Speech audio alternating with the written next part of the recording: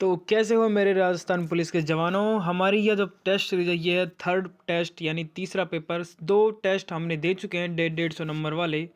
आज इस टेस्ट में भी हम करेंगे 150 क्वेश्चन और आज इस तरह से क्वेश्चन करेंगे आपको मज़ा आ जाएगा। एक ही क्वेश्चन में हम 10-10 क्वेश्चन करेंगे। एक क्वेश्चन को इस तरह खोद डालेंगे, इस तरह पीटेंगे उसे कि वो भी बोलेगा कि भाई बस करो, मेरे अंदर कुछ नहीं बचा है। तो चलिए शुरू करते हैं, ज़्यादा टाइम नहीं गवाते। लेकिन सबसे पहले आप वीडियो को लाइक कर दीजिए, अपने दोस्तों के साथ शेयर कीजिए और सब्सक्राइब कर लीजिए चैनल को अगर आप नए हो तो। चलिए पहला क्वेश्चन है हमारा, राजस्थान का दूसरा सबसे पुराना किला कौन सा है। तो ऑप्शन दे रखे हैं बीकानेर, जैसलमेर, कुंभलगढ़ और मेहरानगढ़। लेकिन इसका जो राइट आंसर है वो है जैसलमेर का किला। ये तो रहा इस क्वेश्चन का आंसर, ये तो रहा इस क्वेश्चन का आंसर। लेकिन अब इसके बारे में, जैसलमेर के किले के बारे में और जानकारियां उपलब्ध करते हैं। देखिए सबसे पहले जैसलमेर किला किसने बनवाया था, वो बनवाया था, लिख लीजिए, रावत जैसल।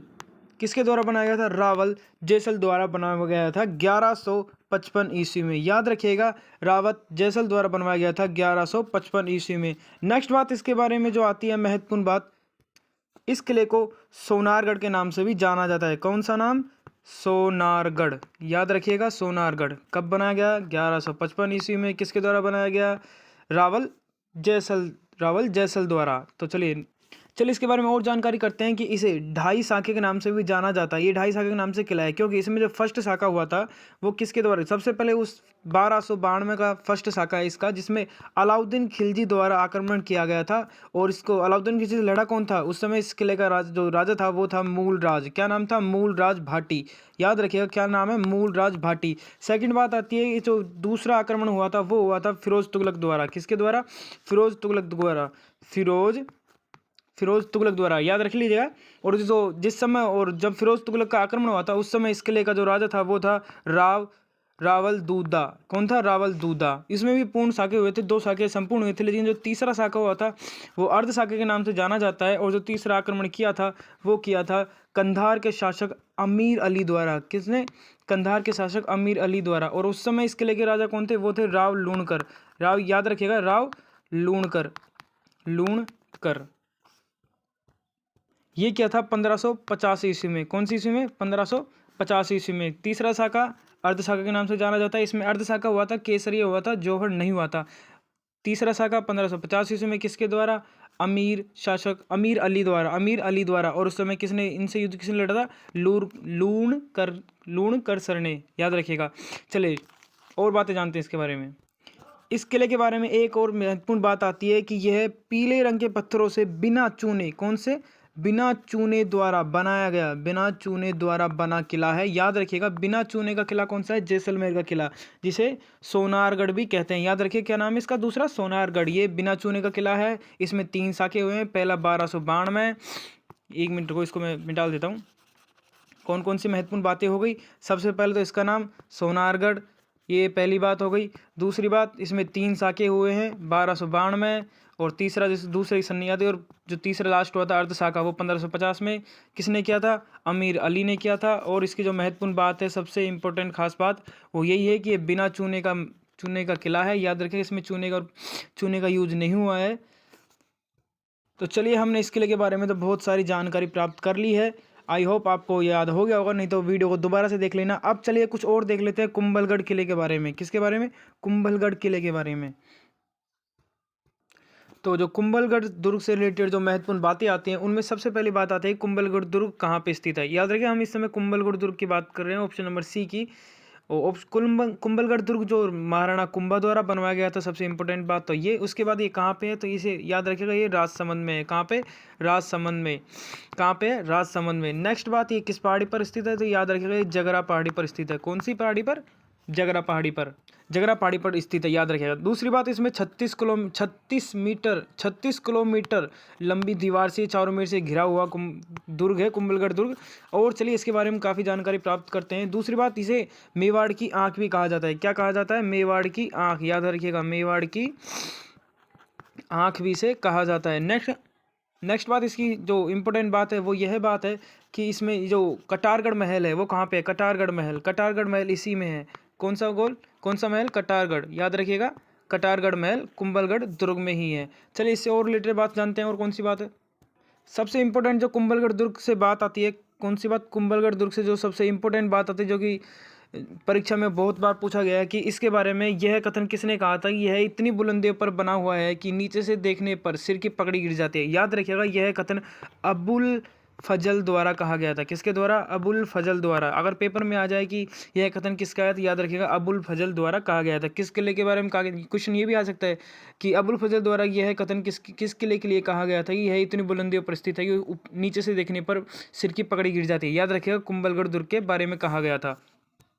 तो हमने अब कुंभलगढ़ दुर्ग के बारे में क्या क्या नॉलेज प्राप्त कर ली है। देखो, सबसे पहले तो यह राजसमंद में स्थित है। पहली बात ये राजसमंद में स्थित है। दूसरी बात, इसे कुंभा द्वारा बनवाया गया था। तीसरी बात, अबुल फजल ने इसके बारे में कथन कहा है। अबुल फजल ने इसके बारे में कथन कहा है। और जो चौथी बात आती है कि ये जरगा पहाड़ी पर स्थित है। याद रखिएगा, जगरा पहाड़ी पर स्थित है। तो चलिए अब नेक्स्ट क्वेश्चन की ओर चलते हैं। तो जब किलों की बात की है तो सबसे पहले अब मेहरानगढ़ किले के बारे में भी जानकारी प्राप्त कर लेते हैं। एक ही क्वेश्चन में सारे किलों का पर्दाफाश।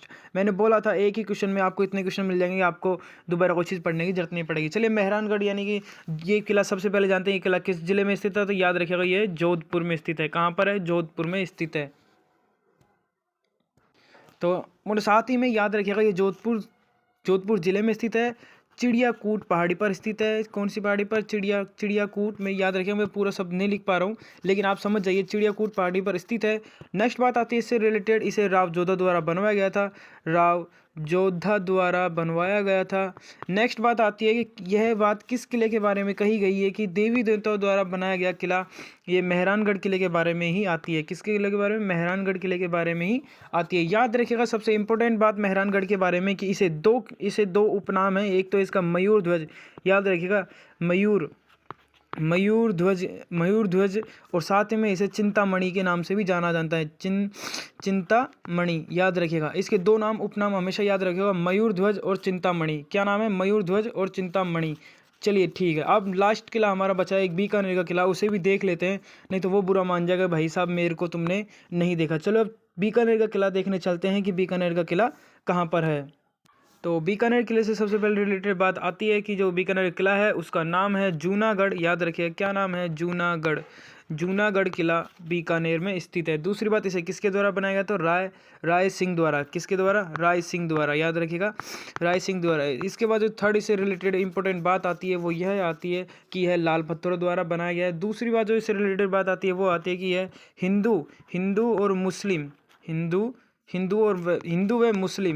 हिंदू व मुस्लिम कला शैली का एक सुंदर समन्वय माना जाता है इस किले को। और इससे रिलेटेड कौन सी बात आती है देखते हैं। और तो इससे कोई खास बात नहीं है। तो चलिए अब नेक्स्ट क्वेश्चन की ओर चलते हैं। अब हमने बीकानेर का किला भी देख लिया है। चलिए तो अब नेक्स्ट क्वेश्चन की ओर चलते हैं।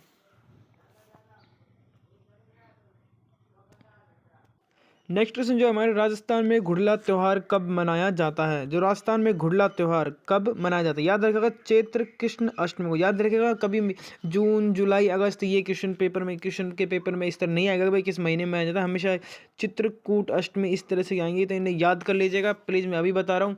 बढ़िया, बहुत अच्छा क्वेश्चन है। तो चलिए नेक्स्ट क्वेश्चन की ओर चलते हैं। चैत्र कृष्ण अष्टमी को याद रखिएगा, घुड़ला त्यौहार चैत्र कृष्ण अष्टमी को। अब आ चुका है, लालगढ़ पैलेस का निर्माण किसने करवाया था? तो याद रखिएगा, लालगढ़ पैलेस का निर्माण महाराजा गंगा सिंह द्वारा करवाया गया था। गंगा सिंह द्वारा। और साथ ही में यह भी याद रखिएगा, जो लालगढ़ पैलेस है वो कहाँ पर स्थित है? याद रखिएगा, बीकानेर। कहाँ पे स्थित है? बीकानेर में। तो चलिए नेक्स्ट क्वेश्चन की ओर चलते हैं। महाराजा गंगा सिंह द्वारा किसने करवाया था निर्माण? महाराजा गंगा सिंह। कहाँ पे है लालगढ़ पैलेस? बीकानेर में स्थित है। ये रीजनिंग क्वेश्चन है। यह एक दर्पण को MN रेखा पर रखा गया जाए तो याद रखिए, दर्पण का जब भी कोई क्वेश्चन आ जाए तो अब ये दे रखा है, तो ये मान लीजिए कोई किवाड़ है, ये मान लीजिए किवाड़। अब बस अभी किवाड़ को अपन को इधर को खोल देना है, तो जो ये आकृति बन जाएगी कुछ इस तरह की बन जाएगी। देखो, ये जो दोनों बी हैं, ये बी तो उल्टे हो जाएंगे इस तरह से, और जिनको जो खूंटे हैं ये भी इस तरह से हो जाएंगे। तो ये इस तरह की इसकी आकृति बन जाएगी। ये इसका राइट आंसर है, जो कि इसमें ऑप्शन डी में आता है ये राइट आंसर, लेकिन ऑप्शन डी कट गया है, प्रिंट नहीं हो पाया वो। तो इसका राइट आंसर ये हो जाएगा। ठीक है, आप समझ गए होंगे, ऑप्शन की जरूरत नहीं है। चलिए नेक्स्ट क्वेश्चन अपना, नवलखा झील किस जिले में स्थित है? तो इसका राइट आंसर हो जाएगा बूंदी में। तो और साथ ही में याद रखिएगा, जो नवलखा झील है इसी के साथ याद रखिएगा, जो बूंदी में जो दूसरी झील है वो है जैत सागर। कौन सी है? जैत सागर। कौन सी? जैत सागर। चलिए, तो जब झीलों का क्वेश्चन आ ही चुका है तो कुछ महत्वपूर्ण झीलें देख लेते हैं, जिले वाइज देख लेते हैं। सबसे पहले बात कर लेते हैं चूरू में। तो चूरू में कौन सी झील है? चूरू में झील है ताल छापर, याद रखिएगा कौन सी है? ताल छापर झील है। चलिए, इसे इस तरह याद नहीं रखते हैं, हम एक काम करते हैं, मीठे पानी और खारे पानी कुछ इंपॉर्टेंट झीलों के नाम याद रख लेते हैं। तो हम एक काम करते हैं, खारे पानी की झीलों के नाम कुछ इंपॉर्टेंट, खारे पानी की झीलों के कुछ नाम इंपॉर्टेंट याद रख लेते हैं। याद रखें, खारे पानी की झीलें हैं। तो सबसे पहले याद, सांबर। सांबर कहाँ पे है? जयपुर, याद रखिएगा। नेक्स्ट जो झील है वो लिखिए डीडवाना। डीडवाना कहाँ पे है? याद रखिएगा, नागौर में। थर्ड जो झील है पंचपंद्रा झील, जो कि बाड़मेर में है। कौन सी? पंचपंद्रा झील बाड़मेर, याद रखिएगा, पंचपंद्रा झील बाड़मेर। 3 जिले हमने देख ली, सांबर झील जयपुर में, डीडवाना झील नागौर में, पंचपंद्रा बाड़मेर में। तो चलिए अभी नहीं तो मिटा देते हैं, और जो नेक्स्ट कुछ और इम्पोर्टेंट झील है वो भी देख लेते हैं। फिर जो चौथे नंबर पे आएगी वो है लूणकरसर। कौन सी झील? लूणकरसर। लूणकरसर कहाँ पे स्थित है? लूणकरसर स्थित है बीकानेर, याद रखिएगा, बीकानेर। तो ये कुछ इंपॉर्टेंट झीलें थी जो कि खारे पानी की थी। चलिए अब कुछ इंपॉर्टेंट झील मीठे पानी की देख लेते हैं और उनके ज़िले देख लेते हैं कि वो किस ज़िले में आती हैं। मेरा पेन थोड़ा चलना बंद हो गया है, 1 मिनट। हाँ, तो गाइस अब हम देखने वाले हैं मीठे पानी की झीलें। कौन सी? मीठे पानी की झीलें, जिनमें फर्स्ट आती है जयसमंद। कौन सी? जयसमंद। किस ज़िले में है? याद रखिएगा, उदयपुर में है। जयसमंद उदयपुर में। दूसरी रखिएगा राजसमंद। कौन सी? राजसमंद। राजसमंद किस ज़िले में है? याद रखिएगा, राजसमंद में है। कहाँ पे? राजसमंद में। नेक्स्ट जो थर्ड झील हमारी आती है वो होती है पिछोला झील। कौन सी? पिछोला। कौन सी? पिछोला। पिछोला कहाँ पर स्थित है? याद रखिएगा, उदयपुर में। कहाँ पर है? उदयपुर में। पिछोला उदयपुर में। और जो तीसरी आती है फतेह सागर झील। कौन सी?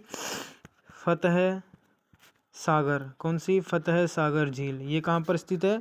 तो ये है उदयपुर में। कहाँ पर? उदयपुर में, याद रखिएगा, उदयपुर में। तो चलिए हम नेक्स्ट क्वेश्चन की ओर आ चुके हैं। जो नेक्स्ट क्वेश्चन है हमारा, सिंधु घाटी के लोग निम्न में से किस पालतू पशु से परिचित नहीं थे? यानी कि वो किस पालतू पशु से परिचित नहीं थे? गाय से थे, हाँ उनके पास गाय भी मिली, बैल घोड़ा सब थे, बस एक भैंस नहीं थी, क्योंकि उन्हें काला रंग पसंद नहीं होगा, इसलिए शायद वो भैंस से परिचित नहीं थे। चलिए छोड़िए इसको, ये तो मजाक की बात थी। नेक्स्ट क्वेश्चन अपना, नीमच की विद्रोह की तिथि थी, तो याद रखिएगा 3 जून। कितनी? नीमच के विद्रोह की तिथि 3 जून। नेक्स्ट क्वेश्चन को चलते हैं। राजस्थान में चंदन वन के नाम से विख्यात वन क्षेत्र कौन सा? तो ये याद रखिएगा, सृजनगढ़। क्या है? साथ ही में याद रखिएगा, जो सृजनगढ़ है ये अरावली की प्रमुख चोटियों में से एक आती है, जो कि कहाँ पर स्थित है? तो याद रखिएगा, सृजनगढ़ उदयपुर में स्थित है। कहाँ पर है? उदयपुर में स्थित है। इसकी लंबाई की बात करें कि है इसकी लंबाई कितनी है, तो वो है 938 मीटर। कितनी है? 938 मीटर। तो चलिए, जब हमने कुछ चोटियों की बात की है तो कुछ चोटियाँ और देख लेते हैं साथ ही में, अगर आपके पास टाइम हो तो। सबसे पहले जो ऊंची चोटी आती है वो आती है गुरु शिखर। कौन सी आती है? गुरु शिखर। उसके बाद में आती है दूसरी शेरगढ़, जो कि कहाँ पर है? सिरोही में, याद रखिएगा, सिरोही में। जो गुरु शिखर है वो भी सिरोही में है। कहाँ पे है? सिरोही में। तीसरी जो आती है वो आती है देलवाड़ा। गुरु से दे जरा अचल आबू कुंभ, ये भी सिरोही में है। चौथी जो आती है वो आती है जगरा। ये कहाँ पर है? याद रखिएगा, जगरा जो है, छोड़िए गलत मिस्टेक हो गया, जगरा ये है उदयपुर में। कहाँ पर स्थित है? उदयपुर में। नेक्स्ट अगर बात करें तो वो आती है अचलगढ़। कौन सी? अचलगढ़। अचलगढ़ कहाँ पे है? अचलगढ़ सिरोही में स्थित है। ये भी कहाँ पर है? सिरोही में स्थित है। नेक्स्ट की बात करें तो कुंभलगढ़ आता है अपने राजसमंद में। कहाँ पे है ये चोटी? राजसमंद में। तो चलिए नेक्स्ट क्वेश्चन को चलते हैं। काफ़ी महत्वपूर्ण चोटियाँ हमने देख ली हैं। नेक्स्ट क्वेश्चन हमारा, देखिए मैं आप सभी से क्षमा चाहूँगा, जो अब आपको फ़ोन को थोड़ा वर्टिकल करना पड़ेगा, ये पीडीएफ की वजह से मुझे भी थोड़ी दिक्कत होगी, इसके लिए आई एम सॉरी। तो चलिए नेक्स्ट क्वेश्चन हमारा, पोक्सो अधिनियम में कौन सी विचारधारा होती है? केवल बालक, केवल बालिकाएं, याद रखिएगा केवल बालिकाएं। पोक्सो अधिनियम में केवल बालिकाओं की विचाराधीन होती है, मतलब पोक्सो अधिनियम में किसके बारे में ये चीज़ है, वो है केवल बालिकाओं के बारे में। चलिए नेक्स्ट क्वेश्चन की ओर चलते हैं। नेक्स्ट क्वेश्चन हमारा, मरुस्थलीकरण के कुछ उल्लेखनीय दुष्प्रभाव छांटिए, यानी कि मरुस्थलीकरण से कौन से दुष्प्रभाव हो सकते हैं? मट्टी कटाव, वनों का ह्रास, भूजल स्तर का नीचे जाना, बिल्कुल सही। कृषिगत पैदावार में कमी, चारागाहों में कमी, जलाने की लकड़ी में कमी, बिल्कुल सही। निरंतर अकाल, पेयजल अभाव, पशुधन का ह्रास, एकदम सही है, बिल्कुल राइट है। जब मरुस्थलीकरण की बात करी है जब हमने मरुस्थल की बात कर ही ली है, तो चलिए मरुस्थल के बारे में, राजस्थान के मरुस्थल के बारे में कुछ महत्वपूर्ण बातें भी जान लेते हैं। सबसे पहले जानते हैं कि राजस्थान में जो मुख्य मरुस्थल है वो कितना है, तो उसका क्षेत्रफल याद रखिएगा 1,75,000 किलोमीटर स्क्वायर इसका कुल क्षेत्रफल है राजस्थान के मरुस्थल का। अगर प्रतिशत में बात करें कुल क्षेत्रफल कितना है, तो याद रखिएगा 61.11% राजस्थान के मरुस्थल का क्षेत्रफल है। और इसमें अगर बात करते हैं कि कितने राज्य आते हैं, तो उसमें 12 राज्य आते हैं। बात करें इसमें जनसंख्या की, कि इसके अंदर कितनी जनसंख्या निवास करती है, तो याद रखिएगा इसके अंदर 40% जनसंख्या निवास करती है। कितनी करती है? 40% जनसंख्या निवास करती है। और साथ ही में बात करें इसमें 12 जिले कौन कौन से आते हैं, तो वो उनके नाम नहीं बता पाऊंगा मैं अभी, क्योंकि इतने सारे लोग, लेकिन आप सुन सको तो सुनिएगा। गंगानगर, हनुमानगढ़, बीकानेर, चूरू, झुंझुनू, सीकर, नागौर, जोधपुर, जैसलमेर, बाड़मेर, जैसलमेर और पाली, सॉरी जालोर और पाली। तो चलिए नेक्स्ट क्वेश्चन की ओर चलते हैं। नेक्स्ट क्वेश्चन हमारा, राजस्थान की किस उपशैली में शिकार दृश्य मिश्रण चित्र श्रेष्ठ समझे जाते हैं? यानी कि शिकार से रिलेटेड चित्र किसमें श्रेष्ठ समझे जाते हैं? वो है कोटा की चित्र शैली। कौन सी? कोटा की चित्र शैली, right answer option number C. चलिए नेक्स्ट क्वेश्चन की ओर चलते हैं। राजस्थान का प्रथम प्रजामंडल था, तो याद रखिएगा जयपुर प्रजामंडल राजस्थान का प्रथम प्रजामंडल था। Option number A is the right answer. Next question की ओर चलते हैं। बैराठ में किस सभ्यता के अवशेष प्राप्त हुए हैं? तो वो रखिएगा बनास नदी पर। बैराठ में किस सभ्यता के अवशेष प्राप्त हुए हैं? बनास नदी के अवशेष प्राप्त हुए हैं। कहाँ पे? बैराठ में, याद रखिएगा। नेक्स्ट क्वेश्चन की ओर चलते हैं। एक दिन में कितनी बार 2 सुई लंबवत होंगी? तो याद रखिएगा एक दिन में सुई लंबवत होंगी 44 बार। कितनी बार? 44 बार, क्योंकि 12 घंटे में होती है वो क्या बोले 22 बार, और 24 में होगी 44 बार। चलिए तो नेक्स्ट क्वेश्चन की ओर चलते हैं। नेक्स्ट में 100 बच्चों की कक्षा में, तो चलिए क्वेश्चन को पढ़ते हैं। 100 बच्चे एक कक्षा में, 100 बच्चे हैं एक कक्षा में, जिसमें 30 बच्चे प्रश्नोत्तरी क्लब के हैं सदस्य हैं, 40 बच्चे संगीत क्लब के हैं और 50 बच्चे किसी भी क्लब के सदस्य नहीं हैं। कक्षा में कितने बच्चे दोनों क्लबों के सदस्य हैं? यानी 50 को तो बिल्कुल ही साइड में करते हो। 50 बच्चे हैं जो किसी ना किसी क्लब में हैं, जिनमें से 3 बच्चे तो प्रश्नोत्तरी क्लब के हैं और 40 बच्चे हैं जो संगीत क्लब के हैं। संगीत टोटल कितने हो गए? 70 बच्चे हो गए, यानी कि कुल बच्चे हैं 70 जो किसी ना किसी क्लब में हैं। और वैसे इनमें से जो है टोटल 50 बच्चे, लेकिन इन्हीं में से 70 बच्चे ऐसे बन रहे हैं जो किसी ना किसी क्लब में जुड़ जाते हैं। तो यानी कि दोनों क्लबों में कौन कौन से बच्चे बचे? अधिक से अधिक 20 बच्चे ऐसे हो सकते हैं जो दोनों में हो सकते हैं, क्योंकि 50 में तो 20 बचेंगे। तो राइट आंसर भी option number B is the right answer. Option number B, 20 बच्चे। तो चलिए नेक्स्ट क्वेश्चन की ओर चलते हैं। तेजाजी के जन्म स्थान का नाम क्या है? खड़नाल या फिर खरनाल? ये किस जिले में आता है? तो याद रखिएगा जो खड़नाल है वो आता है नागौर में, नागौर जिले में। अब बात कर लेते हैं तेजाजी के बारे में, कि तेजाजी से रिलेटेड जो महत्वपूर्ण बातें हैं वो याद कर लेते हैं। वैसे इसका राइट आंसर है खड़नाल तेजाजी का जन्म स्थान है। जब बात करते हैं तेजाजी की घोड़ी, ये फिर सबसे पहले याद रखें ये लोक देवता हैं। तेजाजी की घोड़ी थी वो थी लीलन। क्या नाम था? लीलन तेजाजी की घोड़ी का नाम था। और इनके जो भोपे होते हैं उन्हें घुड़ला कहते हैं। क्या कहते हैं? घोड़ला कहते हैं। इनके पुजारी जो होते हैं उन्हें घुड़ला कहते हैं, घुड़ला। और साथ में याद रखिएगा इन्हें सर्पों का देवता भी कहते हैं। सर्पदंश का इलाज ये ही करते हैं तेजाजी। और इन्हें गायों का देवता भी कहा जाता है गोरक्षक, क्योंकि ये लाछा गुजरी, कौन सी गुजरी, लाछा गुजरी की गाय बचाते समय इनकी मृत्यु हो गई थी। एक बात और याद रखना, जो राजस्थान का सबसे बड़ा पशु मेला लगता है वो भी तेजाजी के नाम से ही लगता है, वीर तेजाजी पशु मेला, जो कि पर्वतसर नागौर में लगता है। कहाँ पे लगता है? पर्वतसर नागौर में, याद रखिएगा। पर्वतसर नागौर में क्या लगता है? तेजाजी का सबसे बड़ा मेला लगता है पर्वतसर नागौर में, जिसके पशु मेले के नाम से जाना जाता है। राजस्थान का सबसे बड़ा पशु मेला है। और एक कब लगता है तो याद रखिएगा, भाद्रपद शुक्ल दशमी से पूर्णिमा तक लगता है। तो चलिए नेक्स्ट क्वेश्चन की ओर चलते हैं। राजस्थान का सबसे प्राचीन संगठित उद्योग कौन सा है? राजस्थान का सबसे प्राचीन संगठित उद्योग सूती वस्त्र उद्योग, याद रखिएगा कौन सा है? सूती वस्त्र उद्योग। चलिए नेक्स्ट क्वेश्चन की ओर चलते हैं। हल्दी घाटी के युद्ध से पूर्व बादशाह अकबर ने महाराणा प्रताप से संधि करने हेतु अंतिम रूप से किसे अपना दूत बनाकर भेजा था? राजा टोडरमल को भेजा था अंतिम रूप में। किसे भेजा था? टोडरमल को। तो चलिए अब इससे रिलेटेड कुछ खास बातें कर लेते हैं कि टोडरमल किस सन में आया था। तो याद रखिएगा ये 1573 में आया था। अकबर ने 3 अभियान भेजे थे, कब कब भेजे थे ये इंपॉर्टेंट बातें हैं, तो चलिए इन्हें देखते हैं। तो याद रखिएगा उसने कितने शांति अभियान भेजे थे? उसने एक तो भेजा था 72 में, 1572 में, और 3 भेजे थे 1573 में। चलिए कौन कौन आए थे देखते हैं। कुल 4 शांति अभियान भेजे थे। जो पहला आया था 1572 में, वो आया था जलाल खां। कौन आया था? मेरा पेन चल नहीं रहा, हाँ, जलाल खां। कौन आया था? जलाल खां। और जो 1573 में तीन व्यक्ति आए थे। ये क्या हो गया यार, पेन चल नहीं रहा, सॉरी, वो पेन बीच में रख देता है। हाँ, तो जो सेकंड पे आया था वो आया था मान सिंह, और मान सिंह। टोडरमल लास्ट था, और आए थे मान सिंह के पिता भगवंत दास जी। कौन थे? भगवंत दास जी। तो चलिए कुछ हल्दी घाटी की यादें ताज़ा कर लेते हैं कि हल्दी घाटी का युद्ध किस तरह हुआ था। देखिए मज़ा आएगा रोमांच के साथ, चिंता मत कीजिए। देखिए सबसे पहले हम एक युद्ध क्षेत्र बना लेते हैं। ये मान लीजिए ये था यहाँ पे, तो इधर थे हमारे महाराणा प्रताप,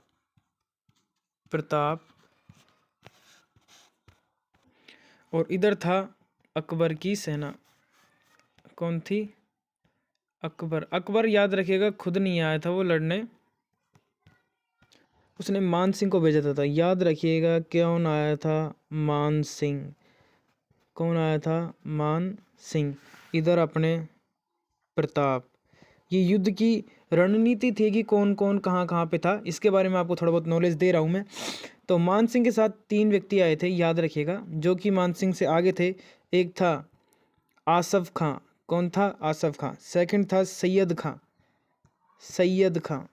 और तीसरा था जगन्नाथ कच्छावा। कौन था? जगन्नाथ कच्छावा। इधर जो प्रताप की सेना में जो आगे थे, देखिए जो आगे रहते थे ना, उन्हें वो कहते थे हरावल सेना कहते थे। ये बहुत गौरवपूर्ण की बात होती थी, जो आगे हरावल सेना में रहते थे, और जो पीछे रहते थे वो चंद्रावल सेना बोलते थे पीछे। तो हरावल सेना में जो महाराणा प्रताप की ओर से थे वो थे एक तो हाकिम खां, कृष्णदास और चुंडावत। 3 व्यक्ति थे। कौन कौन थे?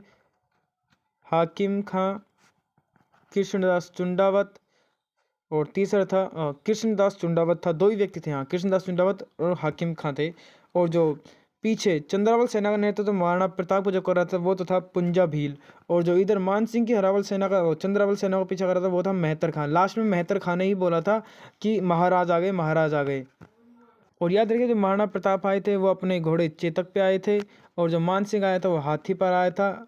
और जो अब देखते हैं कि और जो इधर की साइड, हाँ, और सेना में इनको मिटाल देते हैं। जो इधर भी सेना थी, हमेशा पहले चारों तरफ से सेना रखी जाती थी ताकि कोई सेना को घेर ना ले। इधर भी रखी जाती थी और इधर भी सेना रखी जाती थी। इसी तरह मान सिंह के भी इधर और इधर जो सेना का नेतृत्व कर रहा था वो था झालाबीदा और मानसिंह सोनगरा इधर नेतृत्व कर रहे थे महाराणा प्रताप के। और जो इधर कर रहा था वो था राम सिंह शांत तंवर। मान सिंह के जो नेतृत्व कर रहे थे वो थे बदायूं, जो कि एक लेखक भी है, इतिहासकारक भी है। उसका नाम बदन्यूई, ऐसे कुछ नाम है, बदायूं बदन्यूई। और जो इधर से नेतृत्व कर रहा था उसका नाम मुझे भी याद नहीं आ रहा। सबसे इम्पोर्टेंट बात कि ये हल्दी घाटी का युद्ध के नाम से प्रसिद्ध है, हल्दी घाटी। और सबसे इम्पोर्टेंट बात कि कब हुआ, तो याद रखिएगा, डेट भी पूछ लेता है आजकल, 18 या फिर 21 जून, इन्हीं में से एक आती है। 21 जून 1576 में ये युद्ध हुआ था। तो चलिए, बहुत हो गया महाराणा प्रताप हल्दी घाटी का युद्ध। अब चलिए नेक्स्ट क्वेश्चन की ओर चलते हैं। पर्यटन, पर्वतीय पर्यटन के लिए कौन सा जिला विख्यात है? सिरोही, क्योंकि सर्वाधिक पर्वतीय सिरोही में है। सिरोही में माउंट आबू है आपकी सबसे बड़ी शिखर, और नक्की झील भी सिरोही में, याद रखिएगा, जो कि सर्दियों के समय जम जाती है। और नेक्स्ट क्वेश्चन अपना, खच्चर किस वर्ण संकर प्रजाति का? तो याद रखिए, घोड़ी और गधे के संक्रमण से ही खच्चर की प्रजाति का जन्म होता है। नेक्स्ट क्वेश्चन है अपना, बंद गले का बटनदार कोट कहाँ पहना जाता है? याद रखिएगा, जोधपुर में। जोधपुर में कहाँ पे? जोधपुर में। और साथ ही में याद रखिएगा, जो राजस्थान की राज्य पोशाक है वो भी जोधपुर में, जोधपुरी कोट को मान्यता मिली हुई है। चलिए नेक्स्ट क्वेश्चन की ओर चलते हैं। स्थान, लोग, वस्तु, प्रकृति जो किसी भी जीव को घेरे रहते हैं कहलाते हैं पर्यावरण। पर्यावरण ही स्थान, लोग, वस्तुएं, प्रकृति जो कि पर्यावरण कहलाते हैं, याद रखिएगा। नेक्स्ट क्वेश्चन की ओर चलते हैं। नेक्स्ट क्वेश्चन हमारा, पृथ्वी तथा पुरानी चट्टानों की आयु ज्ञात करने के लिए किस समस्थानिक का प्रयोग किया जाता है? याद रखिएगा, यूरेनियम 238। क्वेश्चन इस तरह भी आ सकता है कि पृथ्वी पर पुरानी चीज़ों की आयु ज्ञात करने के लिए, फिर चट्टानों की आयु ज्ञात करने के लिए किसका यूज़ किया जाता है? यूरेनियम 338, याद रखिएगा। बहुत इंपॉर्टेंट क्वेश्चन है, करंट अफेयर का भी बन सकता है क्वेश्चन, जीके का क्वेश्चन बन सकता है ये। नेक्स्ट क्वेश्चन हमारा, बेगम हरजत महल ने अंग्रेजों के विरुद्ध विद्रोह भड़काने में निम्नलिखित में से किस नगर में सक्रिय भाग लिया था? याद रखिए, लखनऊ में लिया था। कहाँ पे लिया था? लखनऊ में। नेक्स्ट क्वेश्चन की ओर चलते हैं। राष्ट्रपति के निर्वाचन मंडल के सदस्य होते हैं सदन के दोनों के तो संसद या फिर सदन के दोनों सदनों के निर्वाचन सदस्य, हाँ ये बिल्कुल राइट है।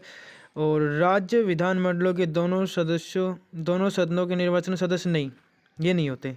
राष्ट्रपति के निर्वाचन मंडल में ये सदस्य नहीं होते। सभी राज्यों के विधानसभाओं के निर्वाचन सदस्य, बिल्कुल राइट है। दिल्ली और पुडुचेरी विधानसभा के निर्वाचन क्षेत्र, बिल्कुल राइट है। इसके हो जाएंगे ऑप्शन नंबर 1, 3 और 4। इसमें ऑप्शन प्रिंट हो गया, याद रखिएगा, 1, 3 और 4 राइट है। कौन कौन से? 1, 3, 4। चलिए नेक्स्ट क्वेश्चन की ओर चलते हैं। सती प्रथा व्यवस्था का सर्वप्रथम विरोध किसने किया था? याद रखिए, अकबर ने किया था। सती प्रथा व्यवस्था का सर्वप्रथम विरोध अकबर द्वारा किया गया था। नेक्स्ट क्वेश्चन की ओर चलते हैं। नेक्स्ट क्वेश्चन हमारे, गोटे का कार्य कहाँ का प्रसिद्ध है? याद रखिएगा, जयपुर का गोटे का कार्य बहुत प्रसिद्ध है। साथ ही में एक बात और याद रखिएगा, जोधपुर में क्या इंपॉर्टेंट याद रखिएगा, बाजरा अनुसंधान केंद्र कहाँ पे? जोधपुर में। और गोटे के लिए प्रसिद्ध है जयपुर। चलिए नेक्स्ट क्वेश्चन की ओर चलते हैं। बुद्ध किस वंश से संबंधित थे? शाक्य वंश, याद रखिएगा। कौन से वंश से? शाक्य वंश से। बहुत इंपॉर्टेंट क्वेश्चन है, बहुत कम लोगों को पता होता है बुद्ध किस वंश से संबंधित थे? शाक्य वंश। नेक्स्ट क्वेश्चन की ओर चलते हैं। सभी डिलीट फाइलों में जाती है। इसका आंसर है रिसाइकल बिन। क्या राइट आंसर? Recycle bin. ये कंप्यूटर का क्वेश्चन था। नेक्स्ट क्वेश्चन हमारे, निम्न प्रश्नों में दिए गए विकल्प में संबंधित संख्या चुनिए। 15:15, वो 5:15 और 7 कितना आएगा? 5×15 और 7×21। सीधा सिंपल और राइट। 5×15, 3 से गुणा किया 15 आ गया, और 7 को 3 से गुणा करेंगे 21 आ जाएगा। नेक्स्ट क्वेश्चन की ओर चलते हैं। यूजर किसी डॉक्यूमेंट को जो नाम देता है उसे खालिस्तान कहते हैं। फाइल नेम, क्या कहते हैं? फाइल नेम, याद रखिएगा, फाइल नेम। नेक्स्ट क्वेश्चन की ओर चलते हैं। सीएनजी संचित रूप है, तो इसका राइट आंसर हो जाएगा कंप्रेस्ड नेचुरल गैस का, option number 20। Compressed natural gas CNG की संक्षिप्त रूप है। नेक्स्ट क्वेश्चन अपना, कंप्यूटर संक्षिप्त केबी, यानी केबी की फुल फॉर्म पूछ रहा है। किलोबाइट, क्या है? किलोबाइट, याद रखिएगा, किलोबाइट। नेक्स्ट क्वेश्चन की ओर चलते हैं। नेक्स्ट क्वेश्चन हमारा,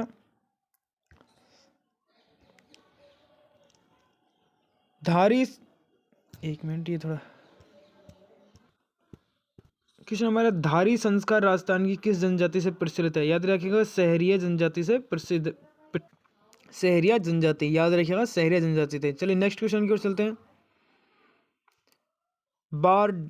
नेक्स्ट नंबर बारदोली सत्याग्रह 1928 का नेतृत्व किसने किया था? याद रखिएगा सरदार वल्लभ भाई पटेल ने। देखिए इसमें ऑप्शन एक वल्लभ भाई पटेल भी दे रखा है लेकिन ये नहीं, तो इसका राइट आंसर हो जाएगा सरदार वल्लभ भाई पटेल। चलिए नेक्स्ट क्वेश्चन की ओर चलते हैं।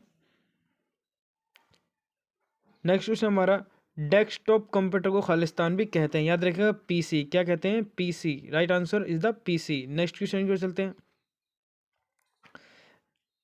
निम्नलिखित प्रश्नों में दिए गए विकल्पों में से विषम संख्या को चुनिए, यानी कि इनमें से कौन सी विषम संख्या है? तो देखिए इसका राइट आंसर बहुत इजी है क्योंकि सब विषम संख्या हैं। किसी का इनमें स्वयं के अलावा और किसी दूसरे की संख्या का पूर्णतः भाग नहीं जाता, लेकिन 42 में चला जाता है, इसलिए इसका राइट आंसर हो जाएगा ऑप्शन नंबर सी। 42 में आराम से 2 का भाग चला जाएगा, इसलिए इसका राइट आंसर हो जाएगा ऑप्शन नंबर सी।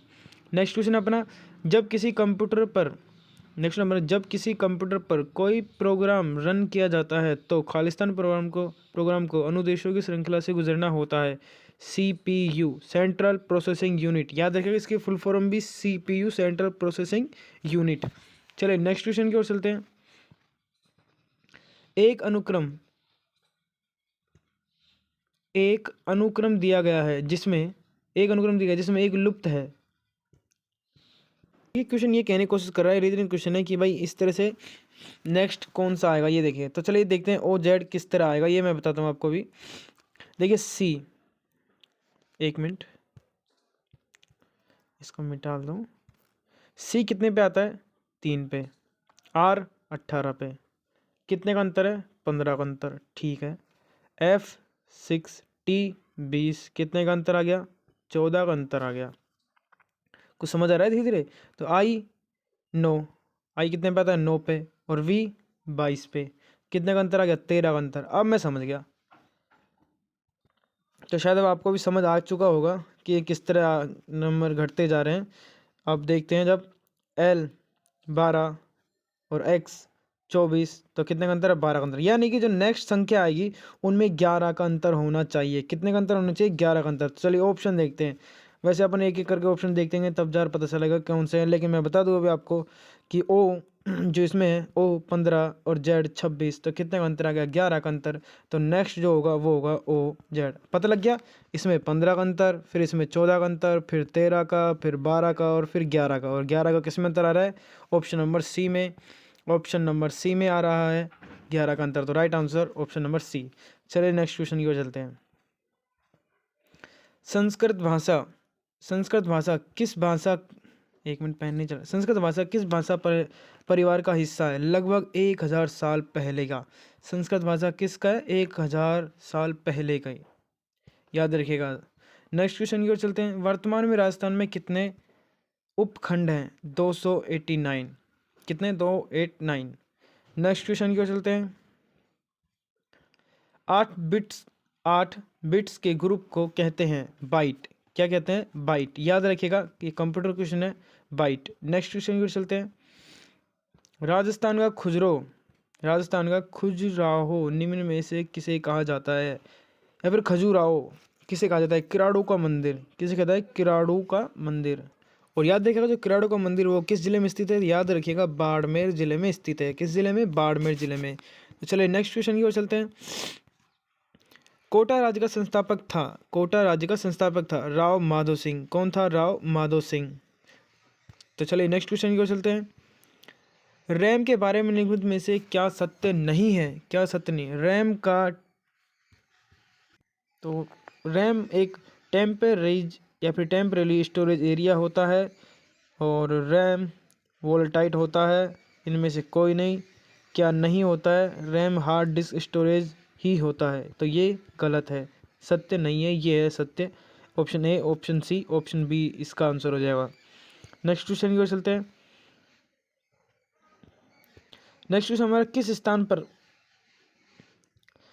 स्थान पर मृतक को प्राय उत्तर की ओर सिर करके दफनाया जाता है? मेहरगढ़ में दफनाया जाता है। याद रखिएगा जो मेहरगढ़ है ये बलूचिस्तान में इस समय पाकिस्तान के एरिया में आता है। नेक्स्ट क्वेश्चन की ओर चलते हैं। IPC की किस धारा के तहत यदि कोई पुरुष किसी स्त्री के साथ उसकी इच्छा के विरुद्ध शारीरिक संबंध बनाता है तो उसे बलात्कार होता है? उसे बलात्कार कहते हैं। धारा 375। क्या कहते हैं? धारा 375। तो चलिए हमने ये तो देख ली धारा 375। कुछ आईपीसी की कुछ महत्वपूर्ण धाराएं और देख लेते हैं जो कि आपकी परीक्षा की दृष्टि से अति महत्वपूर्ण है। कौन सी धारा? आईपीसी की धाराएं। कौन सी धारा? 354। देखिए 354 क्या कहती है धारा कि स्त्रीक लज्जा भंग के लिए किया गया हमला या फिर बल का प्रयोग धारा 354 में आता है। इसकी उपधाराएं हैं जो कि इम्पोर्टेंट है और वही परीक्षा में पूछने का कार्य की जाती है। चलिए देखते हैं कौन कौन सी हैं। देखिए सबसे पहले आती है 354A, 354B, 354C और 354D। ये मोस्ट हैं। चलिए ए बताता हूँ आपको। ए क्या है? देखिए यौन उत्पीड़न के लिए सजा दी जाती है वो धारा 354A में दी जाती है। 354B में बलपूर्वक किसी स्त्री को नग्न करना या फिर उसको बलात्कार करना 354B में आती है। 354C में आती है ताक झाँक करना, यानी किसी स्त्री के विरुद्ध उसके लिए उसका पीछे पीछे जाना या फिर उसका ताक झाँक करना, वो 354C में आता है। 354D में आता है उसका पीछा करना, यानी किसी स्त्री का पीछा करना 300D। अब आप किसी स्त्री याद कर सकते हैं। C फॉर कैट कि बिल्ली क्या करती है? झांकती है। D फॉर डॉग, डॉग क्या करता है? पीछे करता है। आप इन्हें इस तरह भी याद कर सकते हैं। तो चलिए नेक्स्ट क्वेश्चन की ओर चलते हैं। तो नेक्स्ट क्वेश्चन हमारा गढ़ सीसर गलत, ये पूछ रहा है गलत युग्म है। गैप सागर डूंगरपुर में राइट है। कायलाना जोधपुर में राइट है। चांद बावड़ी दौसा में राइट है। गढ़ सीसर बीकानेर गलत है। ये कहाँ पे है? जैसलमेर के दक्षिणी भाग में। कहाँ पे? जैसलमेर। कहाँ है? जैसलमेर के दक्षिणी भाग में गढ़ सीसर। तो ये युग्म असंगत है। चलिए नेक्स्ट क्वेश्चन की ओर चलते हैं। सीपीयू के लिए दूसरा शब्द है माइक्रो प्रोसेसर। सीपीयू के लिए दूसरा शब्द है माइक्रो प्रोसेसर। याद रखिएगा माइक्रो प्रोसेसर। चलिए नेक्स्ट क्वेश्चन की ओर चलते हैं। रॉयल एक्ट अधिनियम 1919 का विरोध किया गया था क्योंकि, इसे थोड़ा छोटा कर लेते हैं। इनमें मुसलमानों के लिए पृथक निर्वाचन क्षेत्र का अधिकार प्रदान किया गया था। प्रांतों में वैध शासन कानून किया था। इनमें भारतीयों के हथियार रखने पर रोक लगाई गई थी। और ऑप्शन नंबर डी, इनमें अभिव्यक्ति की स्वतंत्रता जैसे मौलिक अधिकारों पर अंकुश लगाया गया था तथा पुलिस को और अधिक अधिकार दिए गए थे। तो इसका जो आंसर होगा वो होगा ऑप्शन नंबर डी, इसलिए इसका विरोध किया गया था। चलिए नेक्स्ट क्वेश्चन की ओर चलते हैं। आउटपुट क्या होता है? आउटपुट क्या होता है? जो प्रोसेसर यूजर को देता है वो आउटपुट होता है। आउटपुट कौन कौन से डिवाइस होते हैं? जैसे कीबोर्ड, माउस, ये सब आउटपुट है। मॉनिटर, ये सब आउटपुट। और साथ ही में याद रखिएगा सॉफ्टवेयर और हार्डवेयर में क्या अंतर है। सॉफ्टवेयर वे होते हैं जिन्हें हम देख सकते हैं लेकिन छू नहीं सकते, और हार्डवेयर वे होते हैं जिन्हें हम देख भी सकते हैं और छू भी सकते हैं। जैसे कि माउस, कीबोर्ड, सीपीयू, इन्हें हम देख सकते हैं। लेकिन जो सॉफ्टवेयर होता है जैसे कि माइक्रोसॉफ्ट ऑफिस वर्ड, ये सब सॉफ्टवेयर होते हैं जिन्हें हम सिर्फ देख सकते हैं, छू नहीं सकते। तो चलिए नेक्स्ट क्वेश्चन की ओर चलते हैं। नेक्स्ट में हमारा संत मावजी का संबंध है डूंगरपुर से। संत मावजी का संबंध है डूंगरपुर से। तो चलिए नेक्स्ट क्वेश्चन की ओर चलते हैं। नेक्स्ट क्वेश्चन हमारा कौन सी हार्डवेयर की आइटम नहीं है, यानी कौन सा हार्डवेयर नहीं है। कीबोर्ड हार्डवेयर होता है। डिस्क ड्राइव हार्डवेयर होता है। हम इसे छू भी सकते हैं और देख भी सकते हैं। कीबोर्ड को छू सकते हैं, मॉनिटर को भी हम छू सकते हैं और देख सकते हैं, इसलिए हार्डवेयर है। लेकिन MP3 फाइल, ये फाइलों को हम सिर्फ देख सकते हैं कंप्यूटर की स्क्रीन पर, कभी छू नहीं सकते, इसलिए ये एक सॉफ्टवेयर है, इसलिए आइटम नहीं है। तो वो हो जाएगा ऑप्शन ए, MP3। चलिए नेक्स्ट क्वेश्चन की ओर चलते हैं। राष्ट्रीय ऊंट अनुसंधान संस्था कहाँ पर स्थित है? तो याद रखिएगा यह है बीकानेर में, जोड़बीड़ में। कहाँ पे? जोड़बीड़ में, बीकानेर में। चलिए नेक्स्ट क्वेश्चन की ओर चलते हैं। घरेलू हिंसा के दायरे में शामिल है स्वास्थ्य संकट, सुरक्षा संकट, आर्थिक संकट। उपरोक्त सभी राइट है तीनों। आर्थिक संकट भी आता है, सुरक्षा संकट भी आता है और स्वास्थ्य संकट भी आता है घरेलू हिंसा के दायरे के अंदर। चलिए नेक्स्ट क्वेश्चन की ओर चलते हैं। नेक्स्ट में हमारा महिलाओं को संपत्ति प्राप्त करने का अधिकार कब है, कब प्राप्त हुआ? तो ये रखिएगा 1956 में यह अधिकार प्राप्त हुआ कि महिला भी संपत्ति के अधिकार बनेंगी। नेक्स्ट क्वेश्चन हमारा संविधान सभा की पहली बैठक कब हुई? तो याद रखिएगा सन 1946 में। कब हुई थी? सन 1946 में, 1946 में। चलिए नेक्स्ट क्वेश्चन की ओर चलते हैं।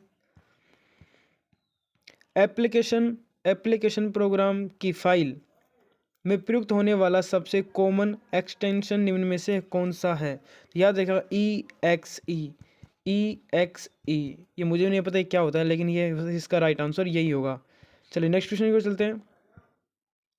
विशाखा, विशाखा शब्द किससे संबंधित है? महिला संरक्षण से संबंधित है, याद रखिएगा।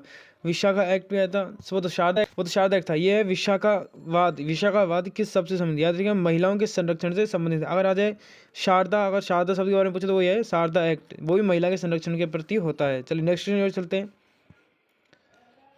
नेक्स्ट हमारा वंशागत की इकाई है जीन, राइट आंसर जीन। चलिए नेक्स्ट क्वेश्चन चलते हैं।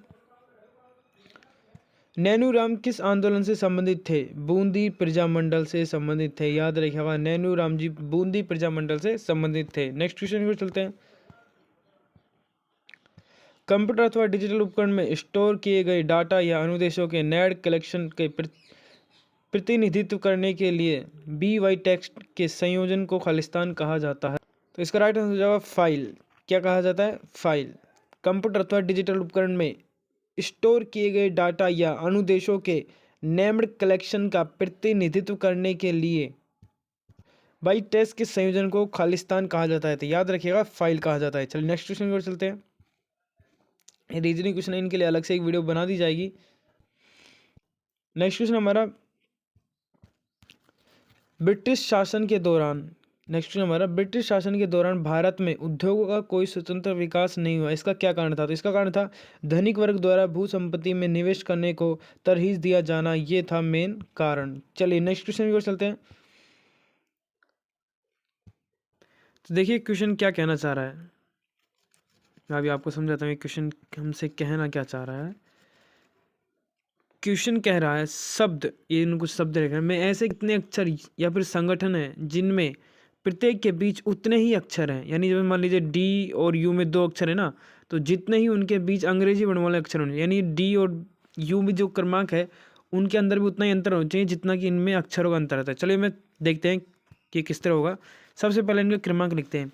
देखिए D कितने पे आता है? 4 पे, O 15 पे, C कितने पे? 3 पे। तो देखिए फर्स्ट तो ये मिल गया। 4 और 3 में कितने का अंतर है? 1 का, और बीच में हमारा अक्षर भी कितना है? 1, और वो क्या है? O। ठीक है, फिर चलिए U 21 पे आता है, M 13 पे आता है, E 5 पे आता है, N 14 पे आता है। ये देखिए 13 और 14 में कितने का अंतर है? 1 का अंतर, और बीच में अक्षर कितना है? 5, यानी E, एक ही अक्षर का अंतर है। फिर देखिए T 20, A 1, R 18 और Y 24। तो इनमें अंतर दिख रहा है आपको? एक का अंतर नहीं, बिल्कुल नहीं। तो इस तरह राइट आंसर क्या हो जाएगा? 2, क्योंकि 2 संख्या हैं जिनके अंदर हमें एक अंतर मिला और उनके कैपिटल में, उनके अंदर जो कैपिटल अक्षर थे वो भी 2 ही थे। तो इसका राइट आंसर हो जाएगा 2 संख्याएं ऐसी हैं। नेक्स्ट क्वेश्चन की ओर चलते हैं। मौर्य साम्राज्य की राजधानी थी अशोक के काल में पाटलिपुत्र, क्या थी? पाटलिपुत्र। नेक्स्ट क्वेश्चन की ओर चलते हैं। एक फोटोग्राफर की ओर देखते हुए एक व्यक्ति ने कहा, देखिए हमारा क्वेश्चन क्या कर रहा है, एक फोटोग्राफर की ओर देखते हुए एक व्यक्ति ने कहा, मेरा कोई भाई या बहन नहीं है, ठीक है, किंतु इस मनुष्य का पिता, मान लीजिए किसी फोटो को मान लीजिए, इसके बारे में ये कह रहा है, क्या कह रहा है? किंतु इस मनुष्य का पिता, कोई पिता होगा इसका, मेरे पिता का पुत्र है, इसका पिता का पुत्र है। किसका पिता? इसका पिता। वह व्यक्ति किसके फोटोग्राफ को देखकर यह कह रहा है, इस लड़के का पिता इसके पिता का पुत्र है और इसका कोई भाई बहन नहीं है।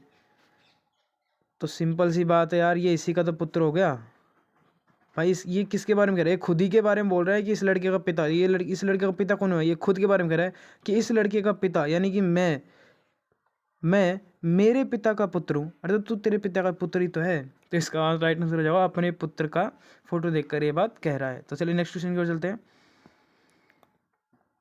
नेक्स्ट नंबर, खालिस्तान से गेम खेलना आसान हो जाता है। जोयस्टिक, वो आती है ना एक गेम खेलने की, वो जोयस्टिक। क्या right answer? Option number B, joystick. चलिए नेक्स्ट क्वेश्चन की ओर चलते हैं। नेक्स्ट क्वेश्चन हमारा, डाटा रिप्रेजेंटेशन नंबर सिस्टम पर आधारित होता है जो सभी डाटा को रिप्रेजेंट करने के लिए 2 नंबर का उपयोग करता है, बाइनरी। बाइनरी 0 1 0 1, इसमें दो ही नंबर चलते हैं सिर्फ, 0 1 0 1 0 0 1, ये दो ही अक्षर चलते हैं सिर्फ इसमें, 0 और 1, इसलिए राइट आंसर हो जाएगा बाइनरी। नेक्स्ट क्वेश्चन की ओर चलते हैं। नेक्स्ट क्वेश्चन हमारा, निम्न में से कौन सा आरेख इन तीन पदार्थों को सही समझ, चाय, कॉफ़ी और पेय। चाय क्या है? पीने का पदार्थ। कॉफ़ी भी पीने का पदार्थ। ये दो हो गए चाय और कॉफ़ी, और ये किस में आ जाएंगे? पीने के पदार्थ में। तो इसका डायग्राम बनेगा जो इस तरह का बनेगा, ये इस तरह का राइट डायग्राम है। ऑप्शन नंबर डी मान लीजिए इसे, और ये इसका राइट आंसर है। ये प्रिंट में नहीं आया वो। तो चलिए नेक्स्ट क्वेश्चन की ओर चलते हैं।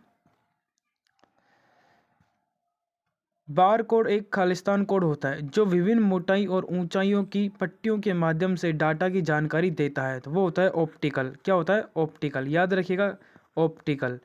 नेक्स्ट क्वेश्चन की ओर चलते हैं। त्रिपुरा सुंदरी का मंदिर किस जिले में स्थित है? बांसवाड़ा में। कहाँ पर है? बांसवाड़ा में। बहुत अच्छा क्वेश्चन है, पेपर में आने लायक क्वेश्चन है। त्रिपुरा सुंदरी का मंदिर बांसवाड़ा जिले में स्थित है। चलिए नेक्स्ट क्वेश्चन की ओर चलते हैं। नेक्स्ट क्वेश्चन हमारा, निम्नलिखित प्रश्नों में दिए गए विकल्पों से संबंधित बड़ा, छोटा। तो देखिए क्वेश्चन क्या कह रहा है, बड़ा का अपोजिट होगा छोटा, तो ठोस का अपोजिट ढूंढना है, जैसे बड़ा का अपोजिट होता है छोटा। तो देखिए धातु का ठोस से कोई मतलब नहीं है, क्योंकि धातु ठोस है, पर इसका धातु का ऐसा हो जाता उपधातु, ऐसे कुछ आता तो चलता। धुआं भी नहीं हो सकता, क्योंकि धुआं का तो गैस हो जाता है, ऐसे कुछ होता है। ठंडा का तो गर्म हो सकता है, पर ठोस का नहीं। तो ठोस का क्या होगा? तरल। क्या हो जाएगा? तरल। तो right answer is the option number B, तरल इज द राइट आंसर। चलिए नेक्स्ट क्वेश्चन की ओर चलते हैं। देखिए ये क्वेश्चन जो मिसप्रिंट हो चुका है, एक ग्वाले के पास 17 भेड़ है, छोड़कर सभी मर गई, अब शेष कितनी बची। तो देखिए थोड़ा मिसप्रिंट हो गया, इसलिए इस क्वेश्चन को छोड़ना पड़ेगा। हिमालय की सबसे बाहरी श्रृंखला, हिमालय की सबसे बाहरी श्रृंखला को कहा जाता है शिवालिक। याद रखिएगा, शिवालिक। बाहरी श्रृंखला सबसे शिवालिक। तो गाइस अगर आपको वीडियो अच्छी लग रही है तो प्लीज़ चैनल को सब्सक्राइब कर ले, वीडियो को शेयर करें और लाइक करें। और इस वीडियो को हमें यहीं विराम देना पड़ेगा, इसके बाकी के क्वेश्चन मैं अपलोड कर दूंगा नेक्स्ट वीडियो में। इसका जो पार्ट 2 आ जाएगा, क्योंकि कुछ परिस्थिति कारण मुझे इस वीडियो को भी यहाँ पे बंद करना पड़ेगा। गाइस अगर लेकिन आपको वीडियो अच्छी लगे तो प्लीज़ कमेंट करके ज़रूर बताना कि मैं इसका नेक्स्ट पार्ट डालूँ या नहीं डालूँ। तो चलिए थैंक यू। अगर अच्छी लगे तो वीडियो को लाइक कर देना।